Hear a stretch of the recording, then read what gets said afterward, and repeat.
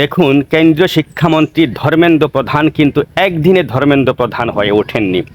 তিনিও ছাত্র আন্দোলন করে পুলিশের মারকে হাড্ডি ভেঙে আজকের এই জায়গায় এসে পৌঁছতে পেরেছেন, ভারতের শিক্ষামন্ত্রী হতে পেরেছেন, যাকে আজকে এই মুহূর্তে ভারতবর্ষের মানুষ এক বাক্যে চিনে যে তিনি ভারতবর্ষের শিক্ষামন্ত্রী, এবং যার কারণে ককরোচ জনতা পার্টি প্রতিষ্ঠা পেয়েছে এবং যার ইস্তফার দাবিতে দেশ জুড়ে আন্দোলন চলছে। সেই ধর্মেন্দ্র প্রধান যিনি পুলিশের হাতে মার খেয়েছিলেন, কী ঘটনা ছিল? আজ থেকে ৩০ বছর আগে ওড়িশায় প্রশ্নপত্র ফাঁসের একটি অভিযোগ ঘটেছিল। তখন ওড়িশার মুখ্যমন্ত্রী ছিলেন কংগ্রেসের জানকী বল্লভ পট্টনায়ক। ওই সময় ওড়িশার একটি প্রশ্নপত্র ফাঁস হয়ে গিয়েছিল বলে অভিযোগ ছিল।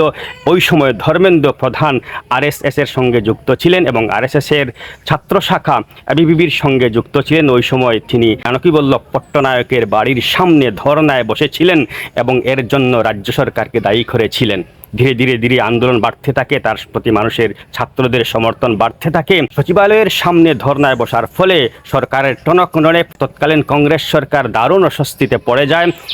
এক সময় পুলিশের দমন পীড়ন শুরু হয়। ওই সময় পুলিশের হাতে তাকে মার খেতে হয়েছিল। তাকে এমন মার খেতে হয়েছিল ওই সময় তার নাকি কয়েকটি হাড্ডিও ভেঙে গিয়েছিল। তো ওই ছাত্র রাজনীতির থেকে উঠে একই ইস্যু, প্রশ্নপত্র ফাঁস কাণ্ডের বিরুদ্ধে প্রতিবাদ করতে গিয়ে তার এই অবস্থা হয়েছিল। তাহলে কি এই কথাটা বলা অমূলক হবে যে তিনি এক সময় একই ইস্যু নিয়ে আন্দোলন করতে গিয়ে পুলিশের মার খেয়েছিলেন, হাড় পর্যন্ত ভেঙে গিয়েছিল, হাড্ডি ভেঙে গিয়েছিল? আজকে ওই প্রতিশোধ তিনি আজকের যুগের জেনজিদের উপর থেকে নিতে চাইছেন, তিনি ওসল করতে চাইছেন। এই প্রতিশোধটা তিনি নিতে চাইছেন।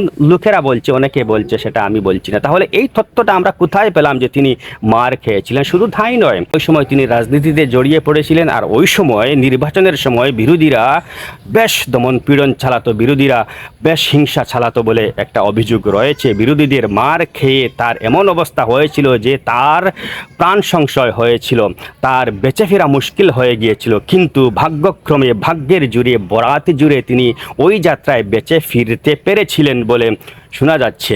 আমরা কোথায় পেলাম এই তথ্য? আমরা তথ্যটা পেলাম ভুবনেশ্বর RMD কলেজের প্রাক্তন অধ্যক্ষ প্রশান্ত রাউতের কাছ থেকে, যিনি উৎকল বিশ্ববিদ্যালয়ের প্রাক্তনী। আর একই বিশ্ববিদ্যালয়ের প্রাক্তনী ছিলেন, অর্থাৎ উৎকল বিশ্ববিদ্যালয়ের প্রাক্তনী ছিলেন ধর্মেন্দ্র প্রধান। ওই সময় প্রশান্ত রাউত ছিলেন একটু নিচু ক্লাসে এবং ধর্মেন্দ্র প্রধান ছিলেন একটু উপরের ক্লাসে, কিন্তু তারা সমসাময়িক ছিলেন। যার কারণে তিনি বলতে পেরেছেন আজকে ধর্মেন্দ্র প্রধান নিয়ে যে এই যে হইচই শোরগোল শুরু হয়েছে, ওই ইস্যুকে কেন্দ্র করে এই তথ্য সামনে এসেছে। প্রশান্ত রাউত মুখ খুলেছেন যে তিনি একসময় ছাত্র রাজনীতি করে একই ইস্যু, অর্থাৎ ওড়িশা রাজ্যের প্রশ্নপত্র ফাঁস কাণ্ডের প্রতিবাদ করতে গিয়ে তিনিও পুলিশের হাতে বেধড়ক মার খেয়েছিলেন, যার কারণে তার হাড্ডিও ভেঙে গিয়েছিল। আর তিনি পরিচিতি পেয়েছিলেন। এই আন্দোলন তাকে পরিচিতি এনে দিয়েছিল জাতীয় স্তরে। একসময় তিনি ধীরে ধীরে রাজনীতির সিঁড়িগুলো ভেঙে উপরে উঠেছিলেন এবং আজকের দিনে তিনি ভারতবর্ষের শিক্ষামন্ত্রী হতে পেরেছিলেন এবং শিক্ষামন্ত্রী হয়েই এসব কাণ্ড ঘটছে,